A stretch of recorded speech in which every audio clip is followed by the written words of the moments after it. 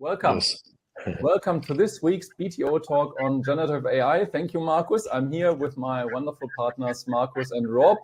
I'm Michael Alf, calling from Lisbon and handing over straight to Markus. Hello, everyone. Thank you, Michael. I'm in the middle, but not in the middle in terms of geography.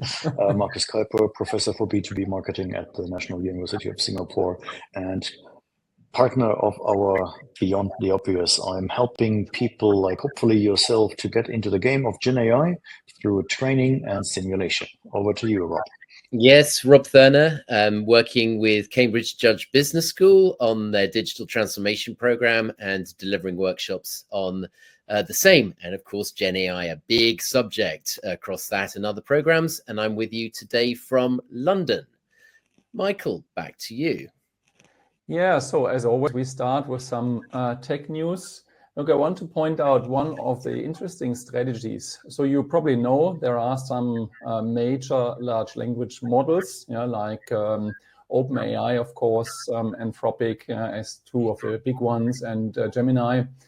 And there is an interesting other approach, and NVIDIA, the AI company with the chips, are really surprised the world and others with a new model they built, and they took a different strategy. They basically used Meta's, so the former Facebook, Llama model, which is an open source model, and used that as a foundation.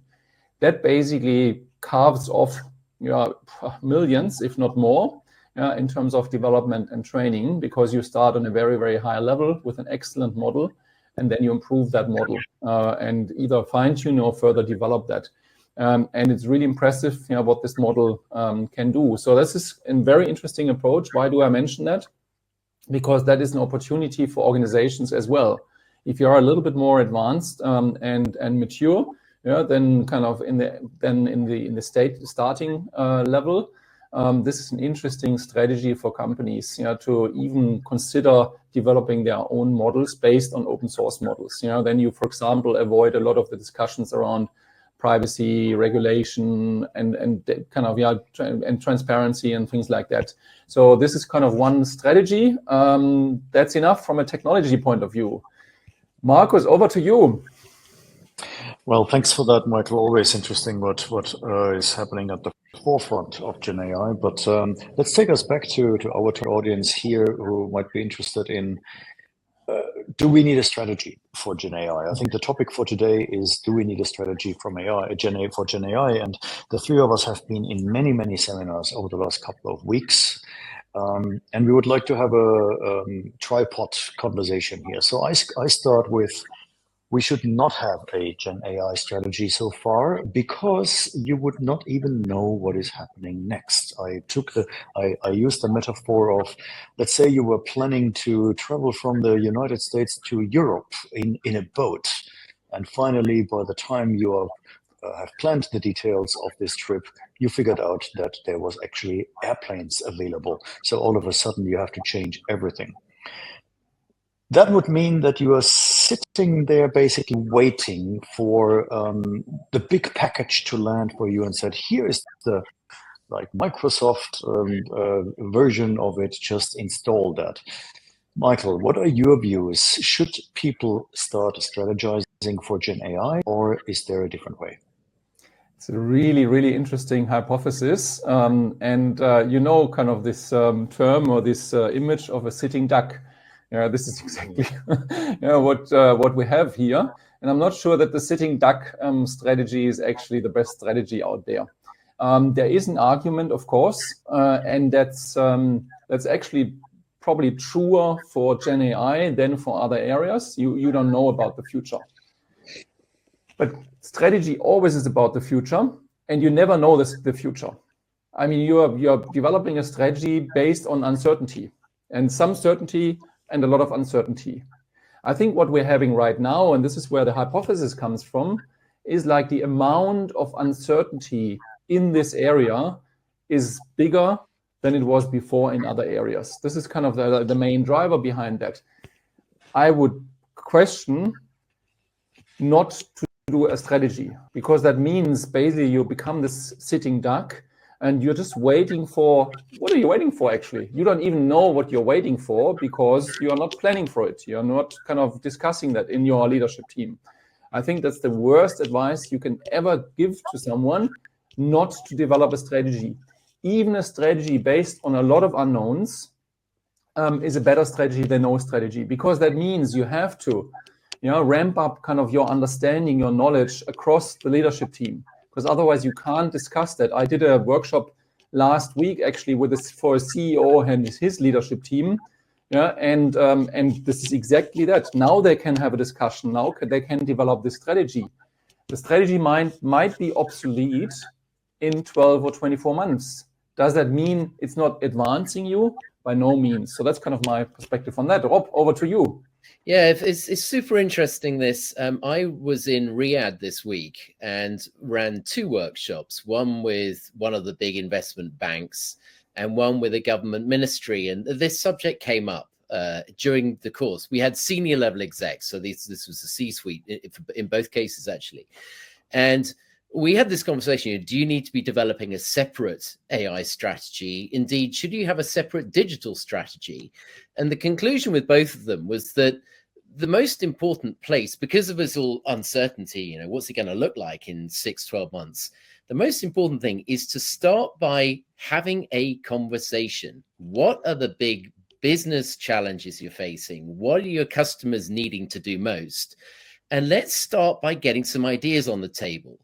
Very quickly, knowing as much about GenAI and digital transformation as the teams do, they could identify a problem, and with some prompting and with some use cases that we as facilitators can bring to the table, we identified some discrete 90-day challenges or prototype ideas they could come up with.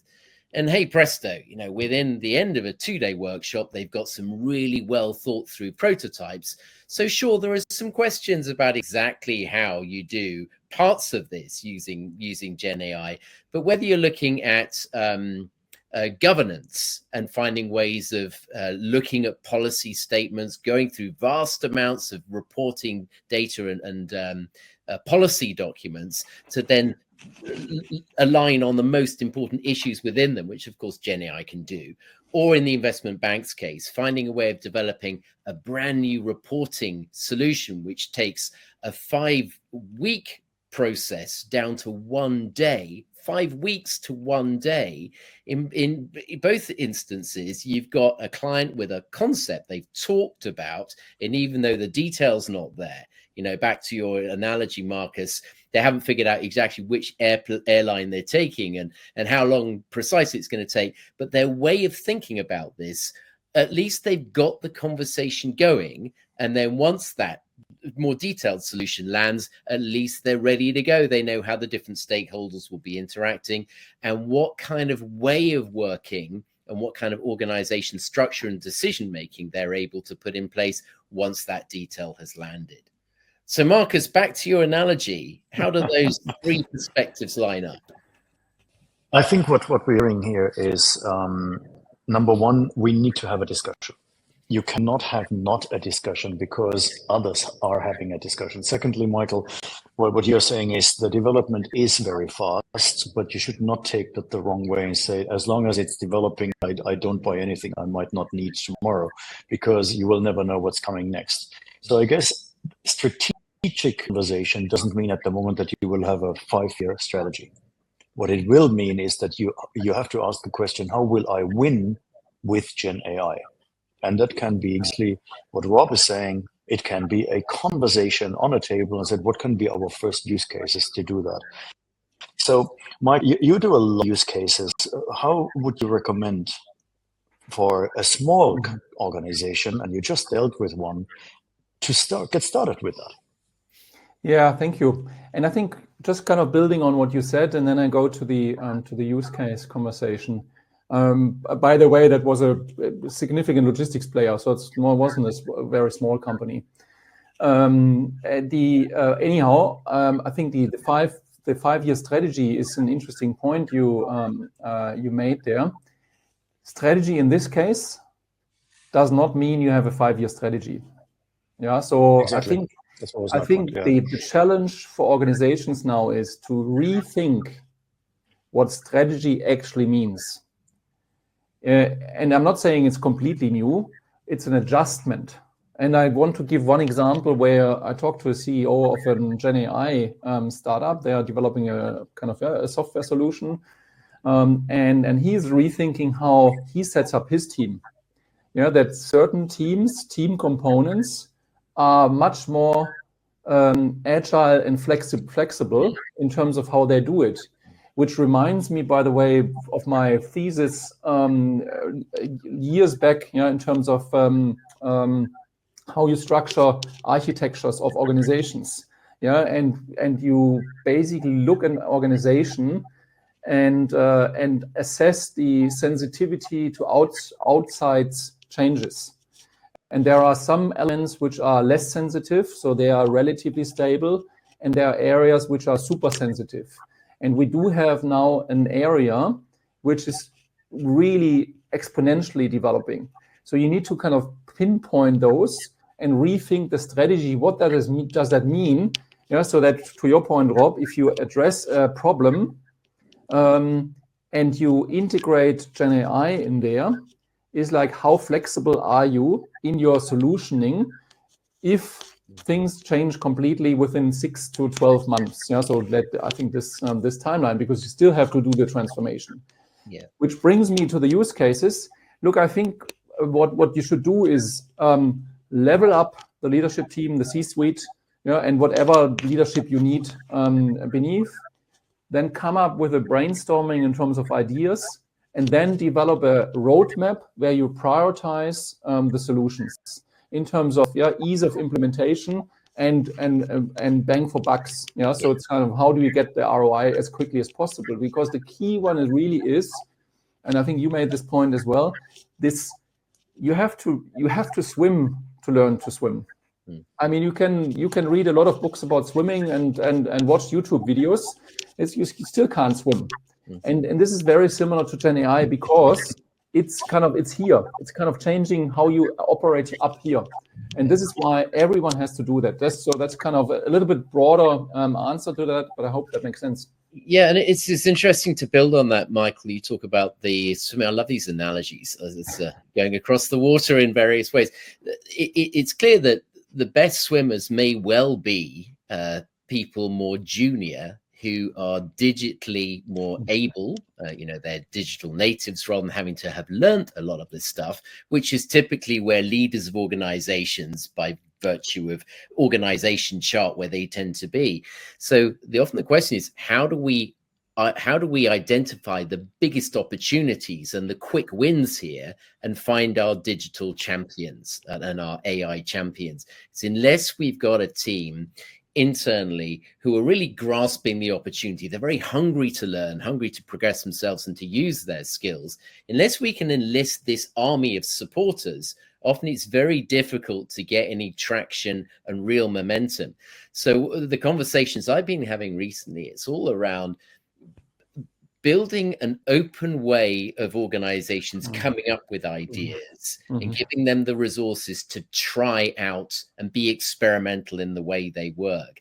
This is very difficult in some industries which are heavily regulated. You look at the pharmaceutical world, or you look at the banking world, where there's a lot of regulation in place. But it's this mindset shift, being experimental, trying things out with an expectation not everything's going to succeed, and that is the way we need to operate. And if we can align our teams around this, whether they are IT background, their HR, their operations, their marketing, and get them coming together and learning together and experimenting together, unless we can do that, we wind up with this perpetuation of silos, which is absolutely the opposite of where your greatest wins and your greatest opportunities lie. So Markus, talking about getting people coming together and experimenting and learning together, how does that resonate with some of the clients you're talking to? Are you getting the same kind of feeling? Yeah, absolutely. I had a couple of workshops in the last few weeks where I had all functions of a large organization coming together, and we talked about GenAI as well. And the views could not be more different, going from finance to manufacturing to quality assurance to legal, HR, marketing, sales. Everyone seems to have a different opinion. Yeah. There are some functions which are more open to it, Rob and Mike, right? Aren't they? The marketing is very open to it because you can measure the return on investment by, for example, yes, reducing the size of the team, but another way is doing double the work with the same size of the team. You can look at this in two ways. Finance is super interested because, Rob, you hear that a lot. Bottom line, bottom line, bottom line. Can we actually do something about that?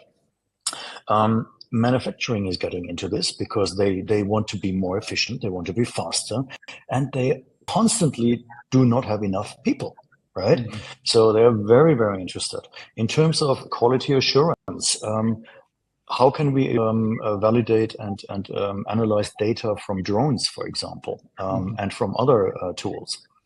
So I guess what we can offer you, as if you want to get into the game, is we have a simulation out in the market which covers most of these cases inside where you bring in a team together, right, Michael? And what is the fun element, Michael? Because learning usually happens better if you have a little bit of fun, don't you? Absolutely, absolutely. So it's a simulation, and I think the big thing is you play against each other, and together. So it's like if you have, let's say, a group of 15, you have 3 teams of 5. So the teams play together, and each team plays against each other, which brings this competitive spirit in, and so most people are quite competitive, and they really enjoy that. Yes. And this gives this really nice balance. And the way how we do it is these 13 scenarios, and then you have these different options, and they all sound reasonable.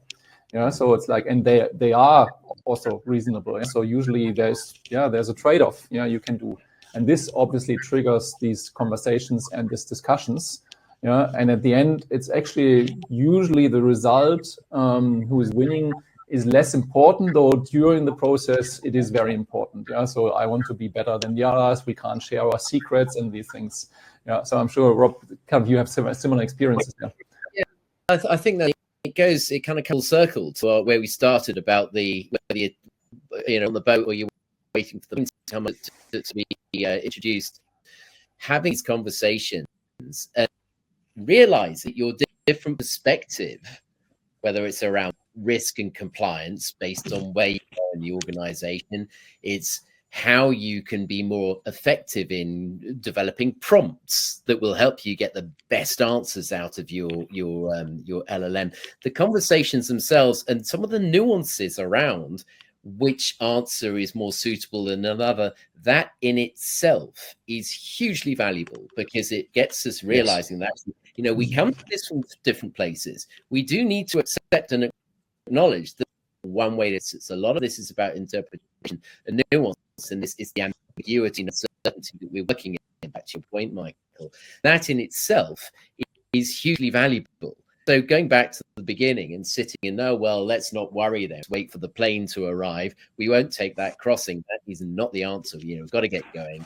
We've got to get ready. And this is a very good way of prepping yourselves individually and as a team to get those diverse opinions around the table and start understanding the big issues involved here and how you can significantly fast track what you're doing and take real advantage of this technology rather than wait for others to do it first. Markus, any further thoughts from you?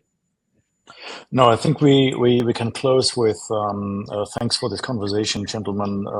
We are basically mirroring a lot of conversations the three of us are having around the planet right now. If you have similar questions, feel free to reach out to us. Also, if you're interested in playing the simulation, just use the DM on the bottom when you see this message, and reach out to us. It's available. You don't have to wait, and you don't have to strategize for that. With that, bye-bye until next week. Thank you. Thanks for joining us.